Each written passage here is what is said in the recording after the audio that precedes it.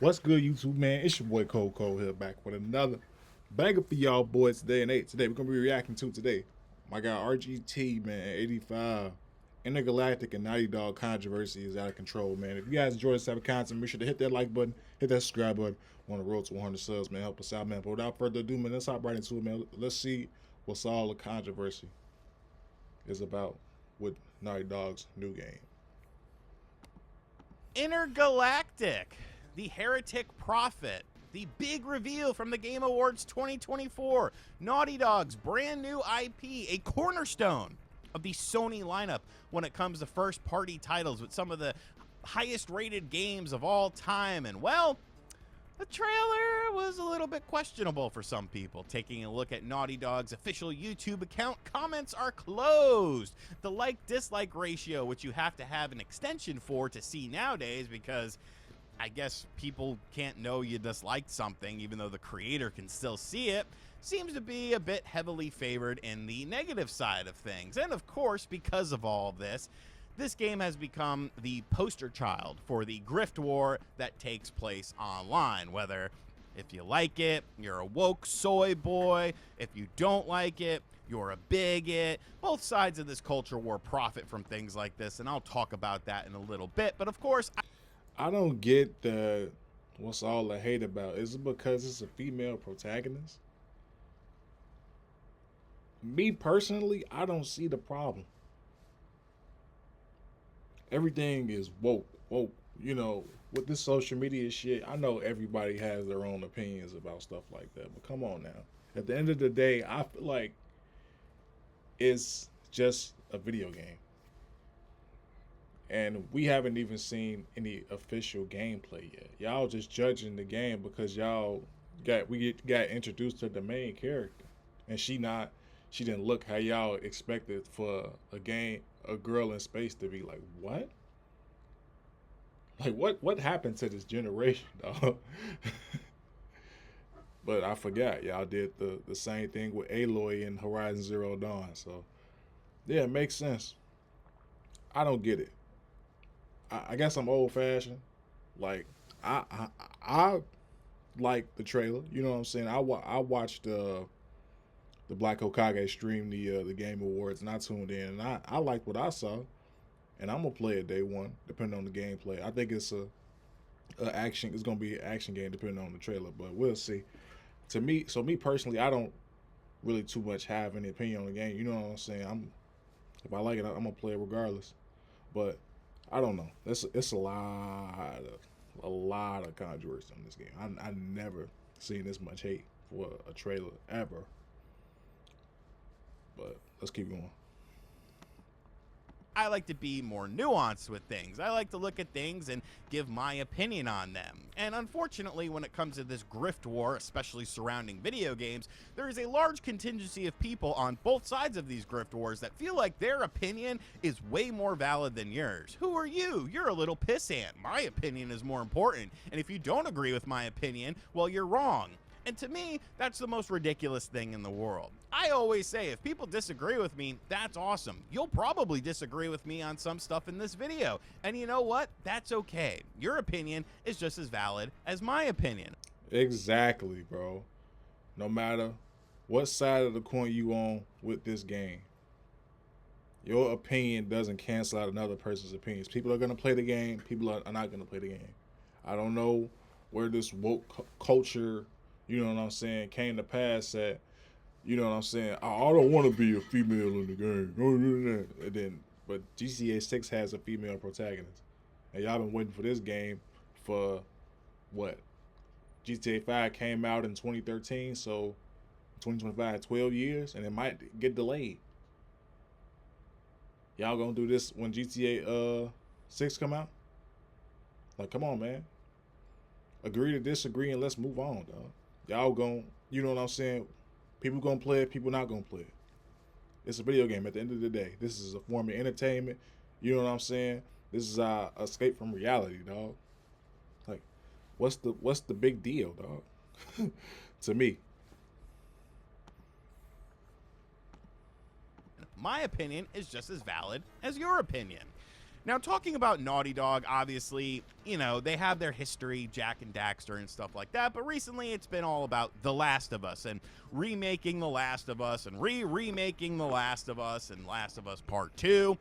And I don't hate the Last of Us franchise. You know, I like the gameplay in the first one. I like the story in the first one. There were some issues with the gameplay. I felt like the puzzle mechanics as far as like a crate and a ladder and a dumpster being the solution to everything. But I thought the characters were relatable in the first game. The second game, obviously the gameplay got a hell of a lot better. I didn't like the story of the game, and no, it had... I played The Last of Us 1. I haven't played 2 yet. Let me know in the comment section below if y'all want to, you know, me to play The Last of Us 2. I heard great things about it, so it's got kind of like mixed reviews and stuff like that. But I'll play. I enjoyed 1. I played it on the PS3 and PS4. I haven't played The Last of Us on the PS5 though. But let me know if I should check out 2. I played what's another Naughty Dog title I played? Sleeping Dogs. I love Sleeping Dogs. That's an underrated game to me, but I've enjoyed it. You know what I'm saying? That's like a Hong Kong GTA, and I've loved it. You're able to jump off cars, you know what I'm saying? And you're able to like train to get new abilities, and you just it's so much. You undercover agent basically, and you not trying to spoil the game, but half the game you know, undercover trying to get into the triads, and the other you were undercover cop. So that's one of my all-time favorite games, man. I think I platinumed that. That's one of the only games that I platinum. And I played the DLC of both. It's 2 DLCs. It was like the Halloween DLC, and it was a Kung Fu Tournament DLC. But that's one of my favorites of all time. Had nothing to do with Abby being a butch woman and getting it from behind, or Ellie being a lesbian. I don't care about that. Like, whatever.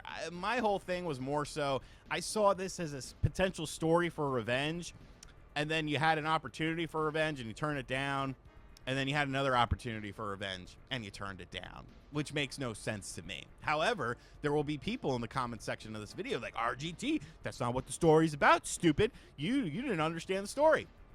Your opinion is just as valid as my opinion. That is how I interpreted the story. That is what I took away from the story of that game. But Intergalactic, the Heretic Prophet, we've been waiting.